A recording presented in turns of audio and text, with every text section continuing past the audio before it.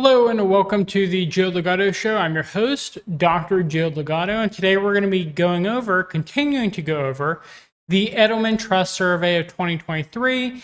And last time we left off talking about how CEOs and businesses can improve trust and what aspects they are good at in terms of being trustworthy and what aspects they were not as good at in terms of being trustworthy.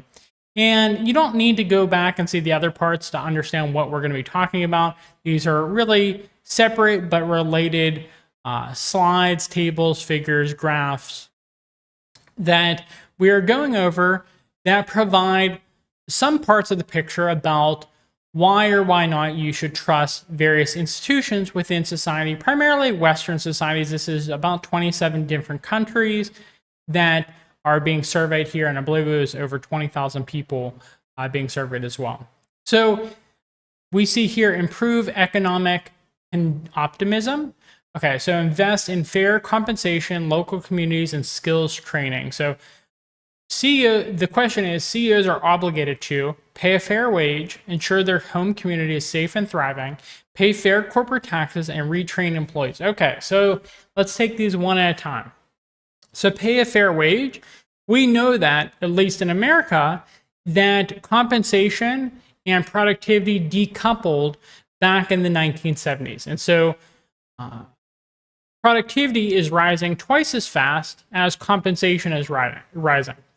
And there's a variety of different explanations. You can see some of my other videos for my potential explanations for why that decoupling occurred. But we can say, I would say,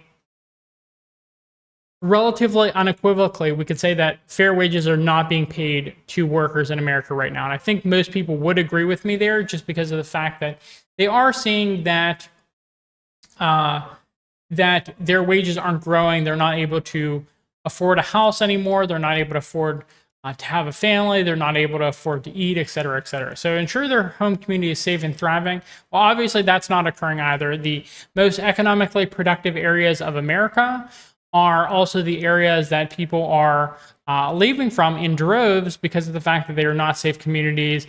You could see videos from places like San Francisco where various stores are having to be shut down because the shelves are empty because everything was stolen. So yeah, not safe communities anymore. Pay for fair corporate taxes. I don't know as much about this as I possibly should. I believe that they are paying fair corporate taxes given the current tax structure, which means that the current tax structure is filled with loopholes, and so they're able to get around paying what I would consider to be their fair share, but it is the legal share of corporate taxes in a lot of cases. And so you kind of have to balance that. Are they paying the legally required amount of taxes? In most cases, yes. Are they paying what we would morally consider to be fair taxes? I would say most people would probably say no. And then retrain employees.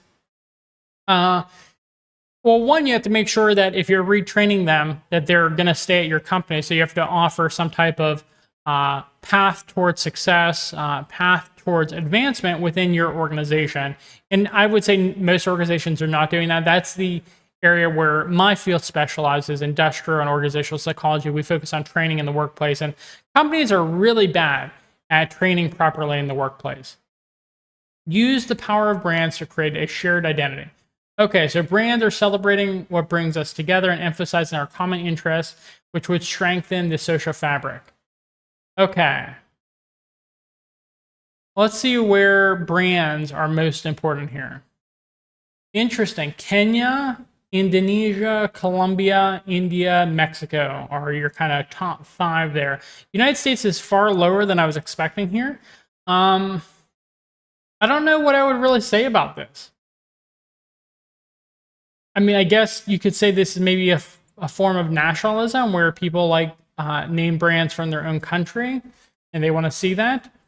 But the top list is so different from kind of what I was expecting in terms of the materialism I was expecting, that I think I might have to kind of reframe how I'm thinking about this question and the implications of this question. So if you have any thoughts, comments, reasons that this list could be the way it is, with the United States down pretty low on this list, Japan's very low on this list.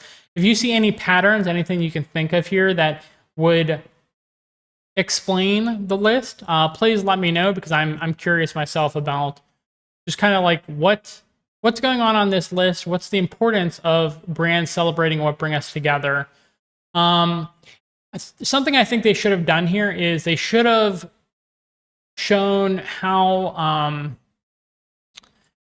divided and how entrenched those divisions were on this figure, because then we would know, are brands helping, or is it just kind of wishful thinking that brands are helping to create unity? So it would have been nice to see that on the same graph here. Maybe just color things differently like they did on various other figures.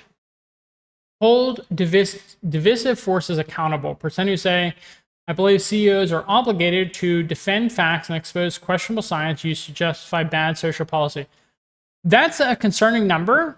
I don't think CEOs should be involved in that at all. Why would they need to be involved? Unless it is specifically related to their company. Like if you're an energy company, yeah, you should definitely be involved in making sure that information, scientific information related to the energy sector is honest, is legitimate, is well understood by the populace. But like, if that is not your wheelhouse, if that's not something that you're supposed to be in, I don't see why that would be necessary to have them involved here.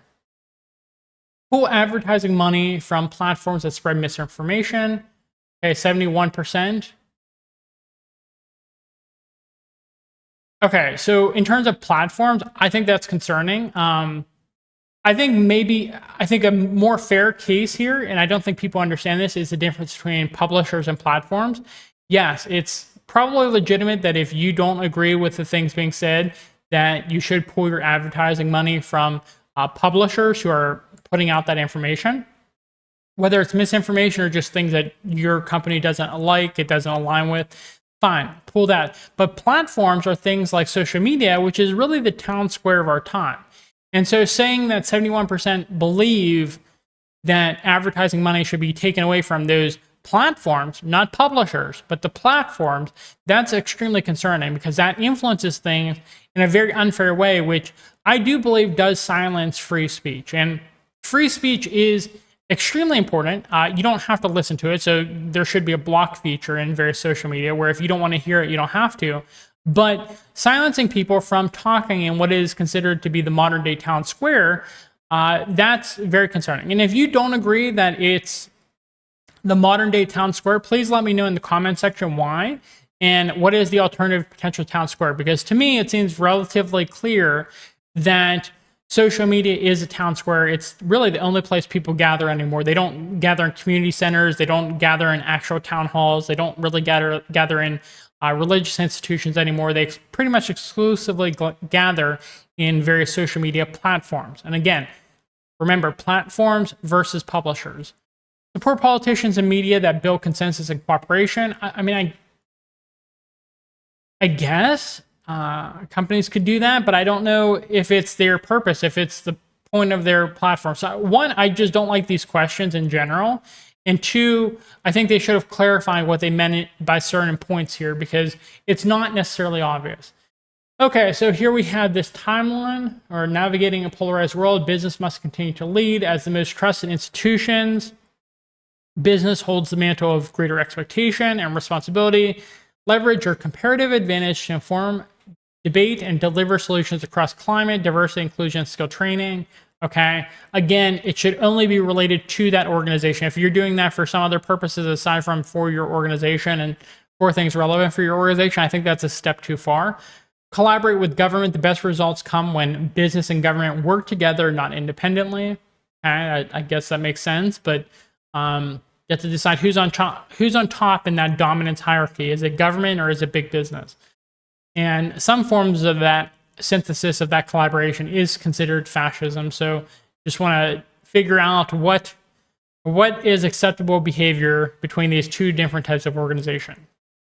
Build consensus and collaborate on policies and standards to deliver results that push us towards a more just, secure, and thriving society. Okay, think I agree with that.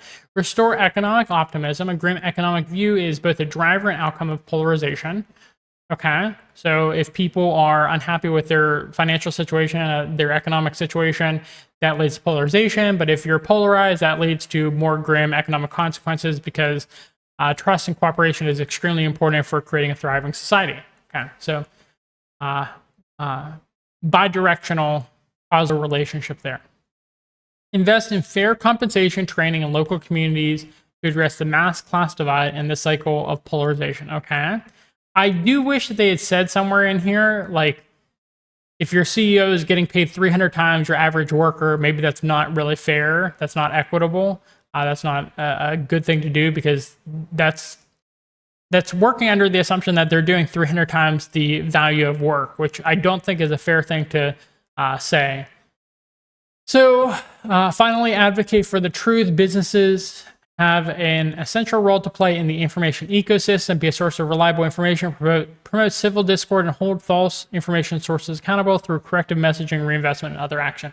So again, I think that's only important if it's related, specifically related to your type of business.